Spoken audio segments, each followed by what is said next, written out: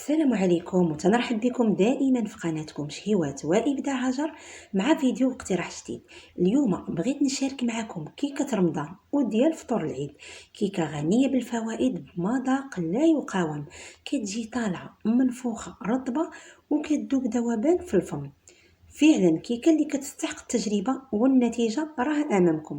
في عجبكم الاقتراح ديال اليوم فما تنسونيش من لايك للفيديو وشي تعليق من باب التشجيع، تقاسموا الوصفه مع المعارف والاحباب، خليكم تكتشفوا معايا المكونات.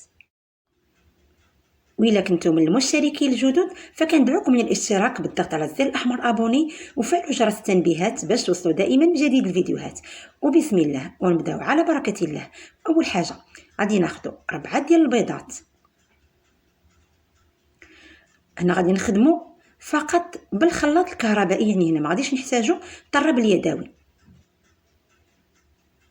يعني كيكه اللي هي ساهله مهله والنتيجه ولا اروع. صافي هنا كنوضع داك 4 البيضات في الخلاط، غادي نضيف لهم كاس ديال العنبه مع عمرش ديال زيت المائده. غادي نخلط الكل مزيان، هنا كنطربوه مزيان بالخلاط حتى كيتغير لينا داك اللون ديال البيض كيف ما غادي تشاهدوا معايا.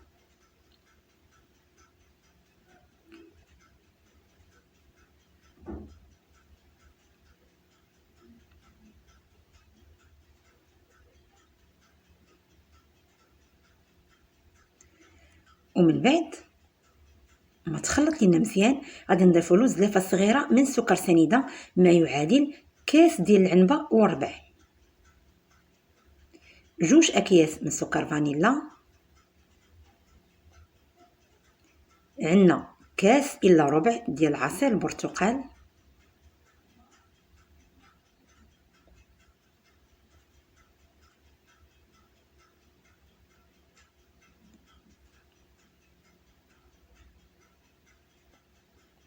وغادي نزيد نضيف الملحه لتصحيح الذوق.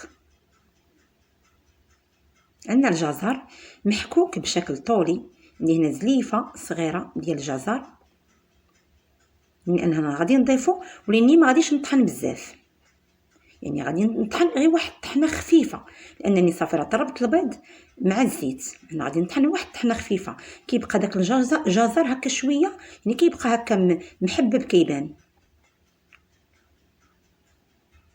غنطحن طحنه خفيفه فقط.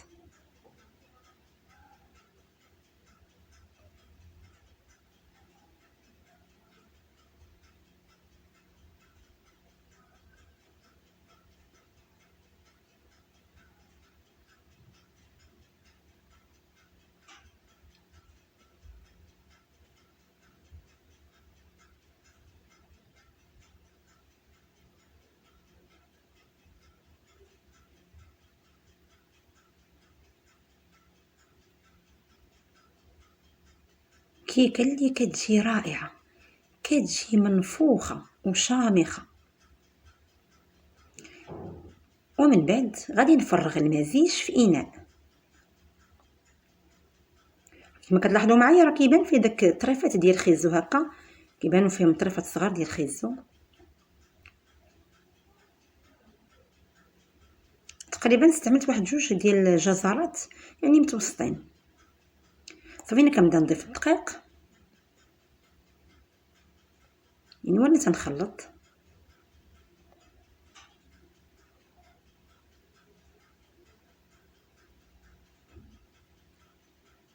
باقي عندنا اضافات اخرين غادي نضيفوهم. هنا عندي واحد نص معلقه صغيره ديال القرفه، ممكن نتوما تستعملوا معلقه صغيره ديال القرفه.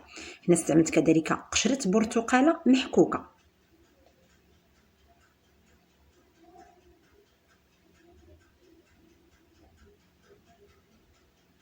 يعني انا تنخلط وانا تنضيف الدقيق، والدقيق دائما كيحسب كيبقى دائما الكميه ديالو على حسب النوعيه ديال الدقيق وكذلك على حسب الحجم ديال البيض.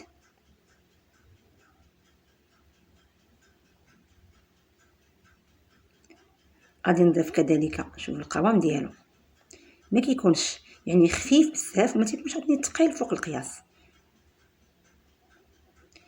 غادي نضيف خميره الحلويات، عندنا 3 الاكياس، كل كيس كيوزن 8 غرام، عندنا المجموع 24 غرام. غادي نغربلهم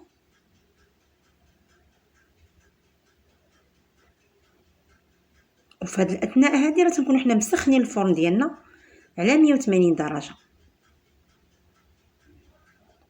اسفل واعلى. صافي تنخلط هاد العناصر ومازال غادي نضيف، شوفوا القوام ديالو، وغادي نضيف العنب المجفف اللي رقدته في الماء وخليته حتى هكا تنفخ، قطرته مزيان وعصرته من داك الماء. هنا كنضيف له شويه ديال الدقيق هكا باش ما كينزليناش في الاسفل. وغادي نضيفوا الخليط ديال الكيك، ممكن نتوما تستعملوا كذلك حتى الكركاع محرمش، لكم كل الاختيار. نخلط مزيان وغادي ناخذ المول اللي كيدخل الفرن، دهنته سابقا بالزبده والدقيق. انا عندي هنا المول كبير بالقطر ديالو والعلو، غادي نخليه لكم في اسفل الفيديو في صندوق الوصف. يعني عندي المول كبير، راه عرفتي راه كيهز هذا حتى الست ديال البيضات، مع ذلك راه غتجي الكيكه طالعه وشامخه.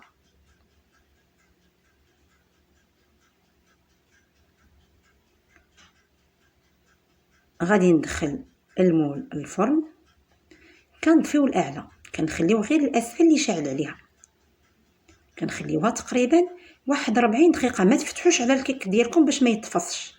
40 دقيقه عاد تنفتحو على الكيك. من بعد مرور 40 دقيقه هو كيطيب على 45. انا بصراحه ما فتحتش على الكيك ديالي، يعني خليته من بعد مرور 45 دقيقه بان ليا كيتحمر من الاعلى. صافي طفيت عليه الاسفل وشالت عليه الاعلى تقريبا واحد 2 دقائق غير باش يكمل داك اللوين بحال هذا. هنا غادي نحطو في الصحن ديال التقديم. كيكه ما شاء الله اللي كتجي رائعه، كتجي مفشفشه رطبه هشيشه وكتذوب في الفم، فكنتمنى انكم تجربوها. هنا غادي نزينها بالسكر الثقيل، وكيبقى دائما زين اختياري وحسب المتوفر عندكم. غير جربوها فعلا كتستحق التجربه. يعني بالنسبه لهاد المذاقات ديال العصير ديال البرتقال والقشره ديال البرتقال، كذلك ديال العنب المجفف والجزر، راه كتجي روعه. غنقسم معكم واحد الطريف باش تشوفوها كيف جات. شوفوا ما شاء الله كتجي مفشفشه رطبه. فكنتمنى الاقتراح ديال اليوم من الاعجاب ديالكم وجربوا الوصفه. ما تنساونيش من لايك للفيديو وشي تعليق من باب التشجيع. انا تنكون وصلت معكم لنهايه الفيديو. الى اللقاء مع فيديو اقتراح جديد ان شاء الله. نخليكم مع الصوت.